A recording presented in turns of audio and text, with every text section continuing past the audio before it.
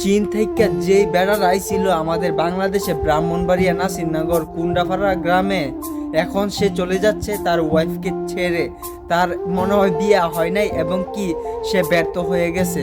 তবে মানুষের দোয়া এবং কি আমাদের বিড়ু মানুষের কাছে পৌঁছাইছে। তো আলহামদুলিল্লাহ, আমাদের যে বোনটা সুরমা নামে, উনি বেঁচে গেছে আমি মনে করি। উনি অনেক বড় ফাড়া থেকে বাঁচছে। তবে মানে অসংখ্য ধন্যবাদ আমাদের ব্রাহ্মণবাড়ির মানুষ এবং কি কুন্ডাপাড়া গ্রামের মানুষ। অনেক মানুষ আমার ভিডিও দেখছে এবং কি আমাদের ব্রাহ্মণবাড়ির অনেক মানুষ কমেন্ট করছে আমার ভিডিওর মধ্যে, এবং কি আমার ভিডিও 1 মিলিয়ন ভিউ হয়েছে, 1 মিলিয়ন উপর হয়েছে ভিউ।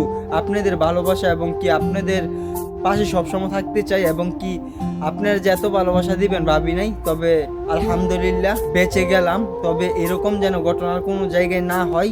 তবে এইগুলা হইলে কিন্তু নিজের গ্রামের মান সম্মান যায়, এটা আপনারা ভাবেন, এটা আপনারা জানেন।